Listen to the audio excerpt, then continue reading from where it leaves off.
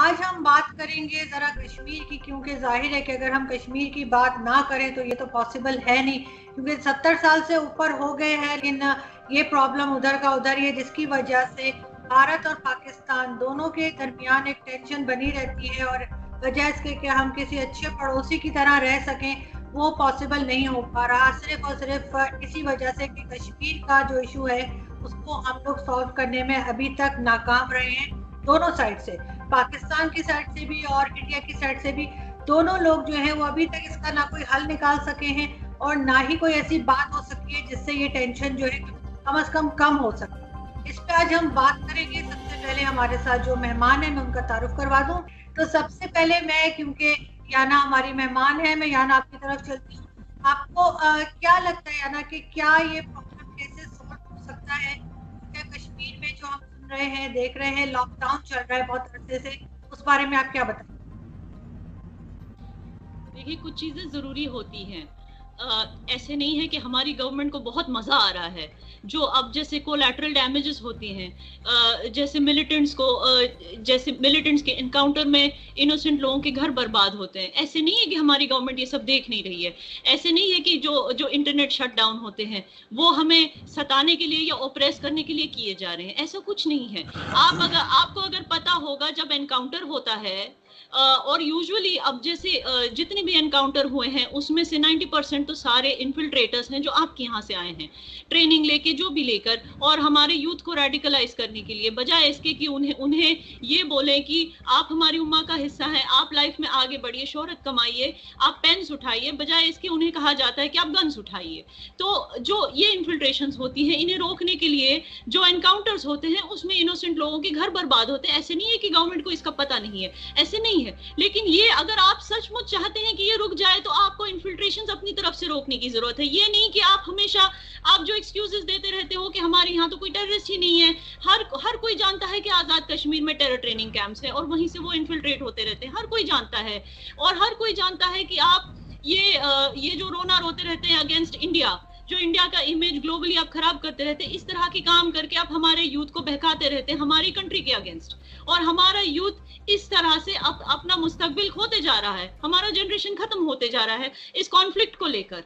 तो अगर as good neighbours जब आप कहते हो कि आपको इंडिया के साथ दोस्ती का रिश्ता कायम करना है, तो आपको ये बहकाने वाला काम, भड़काने वाला काम, ये सब आपको बंद करना चाहिए। आप लोग करते ये हैं कि पॉलिटिकल लेवल पे आप लोग हमारे यूथ को भड़काते हैं, और इंटरनली जो आपकी आर्मी है वो इस तरह की मिशंस करती हैं, गजवाए हिंद, वो मुझे बोलने भी नहीं आ रहा है वो क्या है, अंसार गजवातुल हिंद, पता नहीं क्या, ये इस तरह की मिशंस आपकी आर्मी स्पॉन्सर करती रहती है। और वहां से आप लोग पॉलिटिकल प्लेटफॉर्म पे जाकर वो सारे जो मीरपुर के जो सारे आजाद कश्मीरी, सो कॉल्ड आजाद कश्मीरी जो लंदन में है, वो वहां के प्लेटफॉर्म से चिल्लाते रहते हैं इंडिया के अगेंस्ट।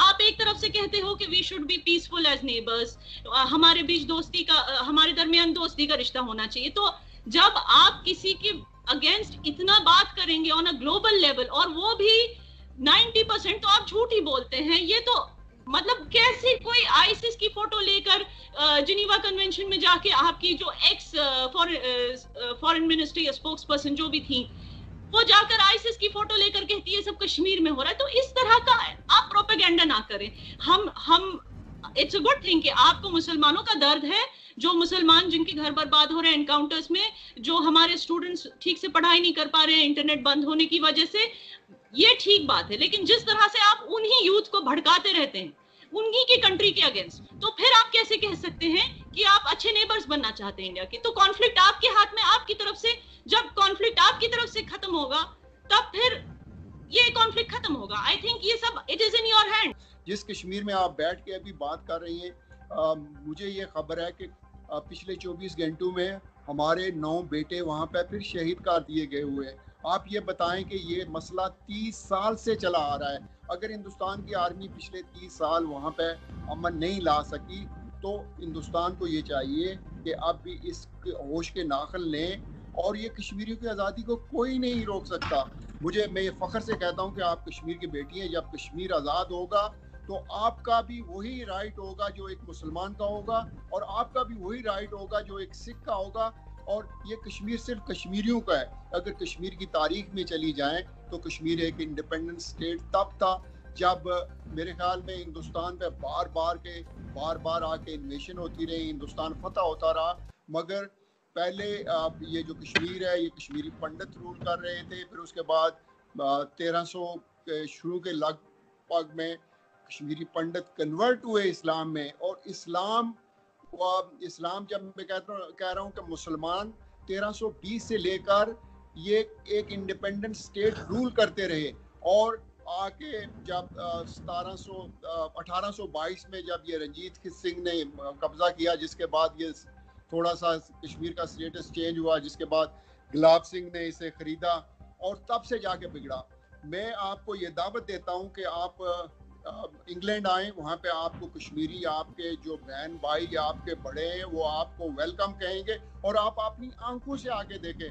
मैं ये आपसे रिक्वेस्ट करूँगा कि आप हिंदुस्तान को कहें आपको आज़ाद कश्मीर आने दिया जाए, आप वो जगह हमें आइडेंटिफाई करें कि यहाँ पे टेररिस्ट काम पे। ये सिर्फ और सिर्फ रॉ का प्रोपेगेंडा है और हिंदुस्तानी फौज का प्रोपेगेंडा है, क्योंकि वो किसी भी मसले में को कामयाबी नहीं हासिल कर सके, इसकी वजह से वो ये प्रोपेगेंडा करते हैं कि वहाँ से टेररिज्म एक्सपोर्ट होती है। तो हमीद साहब और वानी साहब की बातें मैंने सुनी और दोनों को मैं जवाब देना चाहती हूँ। तो फर्स्ट ऑफ ऑल हमीद साहब ने जो कहा कि ये एक अरसे से चलता आ रहा है, इन्होंने मेंशन किया, आई एम ग्लैड कि इन्होंने मेंशन किया 30 इयर्स से। तो कैन यू टेल मी कि 30 इयर्स पहले ये क्यों नहीं था? 30 इयर्स पहले ऐसा क्या हुआ था जिसकी वजह से सडनली ये कॉन्फ्लिक्ट शुरू हुआ? वो इन्फिल्ट्रेशन ही था, और वहाँ के लोगों ने ये देखा भी है कि कैसे वहाँ से हजारों में की तादाद में मिलिटेंट्स आ रहे थे। और दूसरा, जो ये कहते हैं कि हमारी तरफ से कोई प्रोपेगेंडा नहीं होता है। पहले सबसे बड़ा झूठ और सबसे बड़ा प्रोपेगेंडा यही है जो ये लोग कहते रहते हैं कि कश्मीर एक्चुअली इंडिया का हिस्सा है ही नहीं। जब ये मानते हैं कि एक एक्सेशन हुआ था, जब ये मानते हैं कि हिंदू राजा ने इंडिया को एक्सीड किया था, तो फिर ये कैसे कहते हैं ये 1300 की, हाउ कैन दे गो 1300 में ऐसा हुआ था, 1320 में ऐसा हुआ था, 14th सेंचुरी में? You can't do that just because किसी जगह पे मुस्लिम मेजॉरिटी है। इसका ये मतलब नहीं कि वहाँ की गवर्नेंस एक सेक्युलर गवर्नेंस नहीं हो सकती। इसका ये मतलब नहीं कि वहाँ की governance has to be a Sharia और एन इस्लामिक गवर्नेंस। ऐसा तो जरूरी है नहीं। फर्स्ट ऑफ ऑल ये माइंडसेट प्रोपेगेट करना ये भी एक तरह का गलत प्रोपेगेंडा है जो हमारे यूथ को बहका रहा है और भड़का रहा है।